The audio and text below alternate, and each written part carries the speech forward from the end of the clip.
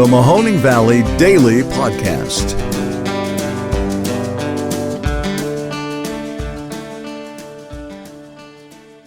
Hello, everybody, and welcome to today's episode of the Mahoning Valley Daily Podcast. My name is Ron Cabuno, and it is September 23rd. Well, whoever came up with the calendar was a very smart individual because fall began this week, and just like that, the light switch went on and the temperature went down. Today is probably going to reach maybe a high of 60 degrees, and it is a stark reminder what is coming around the corner. So I'm sure that now that everything smells like mold, cider, and pumpkin everything, you are now fully in the mode of autumn. And speaking of colder temperatures, I just saw a news story online yesterday about a family, I believe in Austintown, who are living out of a garage. And so as these colder temperatures start to creep in on the valley, please remember to help donate to your local food banks and your rescue missions and everyone else who is helping people who might be going through difficult times during difficult weather. As many of you may know and been following in the news, there has been quite the humanitarian crisis at the southern border, and this one specifically is involving Haitian refugees who have apparently been getting messages through WhatsApp and other social media platforms on the best way to enter into the United States through Mexico. And if you think this is novel, apparently it's something that's been going on in migrant communities for years now, and it's the best way to find out the best trodden paths and the paths of least resistance and the least dangerous paths when you're traversing through multiple countries, usually on your way to the United States. But regardless, what we've seen is very inhumane tactics. The photos have been going around of Border Patrol agents using whips and lassos and really, really monstrous things to rein these people in while they're trying to deport them. A lot of the first initial reports were saying that everyone was going to be deported to Haiti, but as we are seeing now, the reality sets in, and many of them who are seeking asylum are being released into the United States with directives to report to an immigration court at a later time. As we've seen time and time again, the people who immigrate to this country are very hardworking and they are great additions to society and to our communities. So their presence is not something we need to be fearful of, but being able to properly track and invite folks into the country at appropriate times and through the safest measures is something that should remain paramount. Now, what I wanted to get into today was just a simple little article that I saw in the Review newspapers while I was waiting for a pizza the other day. And in case you were wondering, the Review newspapers is still out and available, and it is, distributed locally. The Town Crier, I believe, is still put out online. These other local newspapers, they've gone by the wayside. The Mahoning Valley Parent magazine, which I finally became a parent, and they stopped publication, I think, in 2020. And some other ones have stopped publication because of COVID or just like recently, right before COVID. But the Review newspapers are still out, and you can see they still have the local little stories. The American Legion held this. There was a spaghetti dinner there. All the cool little stuff that you like to hear about your local neighborhoods and communities and what's going on. Still have a classified section, still have the help wanted and the hints from Heloise and all those cool little things. What's not cool is what I saw, this op-ed by some crotchety old man who lives in Boardman.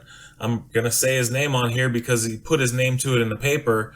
But I'm going to read this to you, and then I'm going to go over why it's totally wrong, and may I say, ass backwards, and very embarrassing to see in something that you would consider a local community newspaper. This incendiary language and this divisive rhetoric has no place in such a publication. So, shame on them for doing it. I got to admit, I don't read the newspaper that they put out often, so I don't know if it's something that they regularly do. This guy might be putting it out every week. I'm certainly going to check the next couple weeks, see if he makes a reappearance, or to see if they have any contrasting viewpoints to show that there might be more than one side to this story. I doubt it, but here we go. So this was from the September 16th issue of the publication, and the title of the column is Another View from Donald K. Allen, Lieutenant Colonel, U.S. Air Force Reserve, retired, from Boardman, Ohio.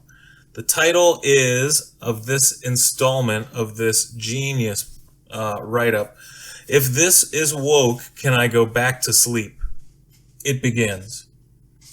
Woke was first used in America in the 1930s to mean being aware of racial prejudices and discrimination, primarily referring to African Americans. Born after World War II, I was taught to respect everyone, regardless of color, sex, age, etc. No, I never experienced prejudice the way some, certainly not all, blacks in America were affected, but I was definitely excluded from groups because we were poor. All right, let's start right there. So maybe he found some publication that used the term woke in the 1930s, but we didn't start using it until 5 years ago. Second, do you see the way he gets those little digs in?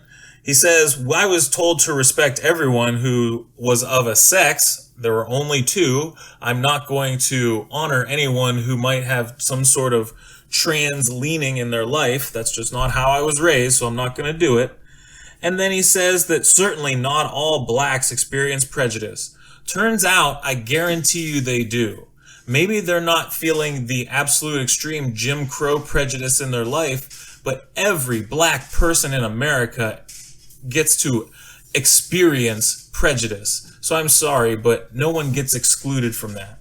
Next he writes, Dad died when I was 6 and my mom raised my older brother and I on Social Security survivor benefits. So yes, I'm woke to economic disadvantages. I worked.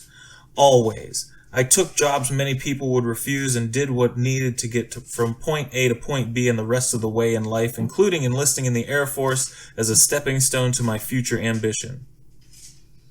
Okay, there again, yes, you worked and your mom also worked, raised the kids. But guess what? You got the Social Security benefits. So if you have anything to say about the welfare state in this country, just know that you probably benefited wholeheartedly from it and you were able to sustain a roof over your head because of it as well. Here's where this absolutely goes off the rail. By today's woke definition, I am automatically considered racist by blacks because I'm white. Automatic. My mom never taught us to hate blacks, but I guarantee that's what's been going on for decades the other way around. Seems like black kids learn to hate whitey before they ever start school. Then peer pressure tells them, why are you studying? Do you want to be like whitey? We're at fault for everything that's wrong with their lives. First slavery, then discrimination, rejection, and apartheid light. I'm sorry, but this man has lost his damn mind. In one fell swoop, he says that because he was purposefully never taught to be racist by his mother, that nobody else in the white community was ever racist, and that at the same time, he's got to believe that everyone in the black community has been taught reverse racism as long as they can remember. And not only that, but this is the no middle ground approach to basically tamping down any real concern there might be over these topics. So by saying that you are automatically considered racist by blacks because the new woke definition says so, means that you are now free to assume that every black person hates you and therefore you needn't bother with them or, understand what they might be going through in any regard. And then finally, in this jewel of a paragraph, completely fluffing off any of the residual effects of Jim Crow, of slavery, of redlining, of any of the other obstacles that were put in the way of black progress up until basically yesterday. So yeah, none of those systems of oppression that live on are anything that we need to concern ourselves with because obviously this guy didn't own slaves. It continues. We fought the Civil War over slavery, but that doesn't matter since nothing can erase history. Removing statues won't do it. It's as if America invented slavery and it's unique to us. Well, slavery persists around the world today, and it didn't start here, folks. Since then, our government has done everything it can to right that wrong, but it's just not possible as long as African Americans keep banging the drum of jealousy. Over 80 federal welfare programs have been created to help all disadvantaged people, and hundreds of billions of dollars have gone down that venue. I think he means avenue. Reparations, ? Stamp that bill paid. So just like the last show that I did about Candace Owens, this is another perfect example of someone who is letting you know that you don't have to feel sorry for anything, and you don't have to fix anything that is wrong with society that doesn't deal with you specifically, or does deal with people who have been systematically oppressed or just happen to find themselves in complete abject poverty by their circumstances beyond their control. So even as the white flight was taking the tax base away from the cities that he's talking about, and there were social programs that were put in there to help bolster and keep people supported as long as possible, knowing that those have fallen short time and again, he seems to think that enough has been done and we don't need to do anything farther. And is there a more racist comment than African Americans keep banging the drum of jealousy? As if saying an entire race is jealous of your white ass? Get out of here. And slavery persists around the world and it didn't start here, folks? What are you talking about? I thought we were the country that was supposed to be the shining example for everyone else.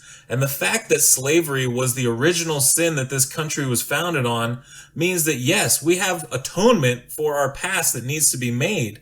And we have tried in the past to do so, but I think a lot of the people who were supposed to be implementing that change turned a blind eye to it unless they were forced to do so because their racism persisted. Couple more paragraphs here. The only person holding anyone back today is the one in the mirror. We've had black astronauts, generals, admirals, secretary of state, doctors, lawyers, neurosurgeons, and now even a half black president. Love how he has to put that half in there. Not good enough. The fool's dream of full communism utopia beckons. Equality for all, from each according to his ability to each according to his needs. Some leaders believe they can do communism better than all failures before them. That's a sad joke. Alright, what is Lieutenant Crazy talking about here? First, he goes from saying that since we had a half-black president that we are done with racism. Like I said yesterday, there are people out here who actually believe this load of crap. And there are people who are racist in their hearts who want to use it as an excuse to not have to try anymore. And so it sounds like he's tying two of his favorite things to hate together in one fell swoop. These blacks who haven't pulled themselves up by their bootstraps are being lied to and being helped out by a continual stream of welfare by those Democrats who want nothing more than communist rule in our country. This guy believes the lies and loves it. I'm a liberal who sides with Democrats quite a bit, Donald. I don't want communism to rule the streets.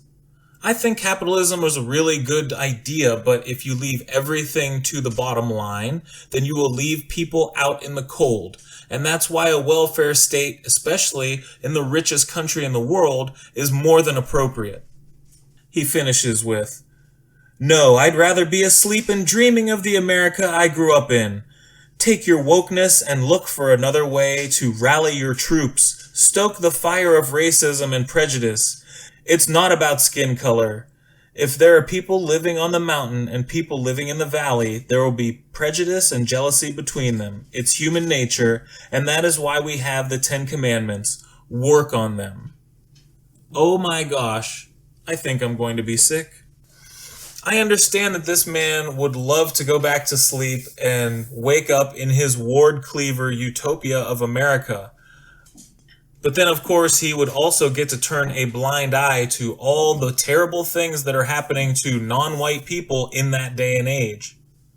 And here again is another shining example of when people want to have equal rights for a certain group of folks, the right wants to say that it is simply just another part of the giant left conspiracy of rallying the troops, which then puts you, therefore, follower of right-wing news, in the mindset that the left bringing actual troops together that you must probably have to fight in some way. This is incendiary talk. This is talk about demonizing and otherizing people within your own country, not just understanding that they have different views about how we can get to the same place, which is prosperity for all. And the whole mountain and the valley quote is just the funniest. It's the topping on the cake. Because guess what? When you redline someone into living in the valley and you keep the top of the mountain for yourself by rote law, then yeah, you're gonna foment a bit of jealousy.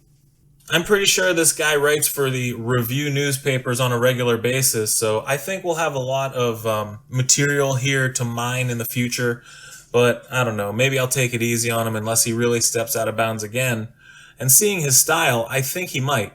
So thanks for joining me for this little walk down local news editorial road. It certainly was ignorant and a little entertaining. And we will see you again next time on the Mahoning Valley Daily Podcast. Have a good one.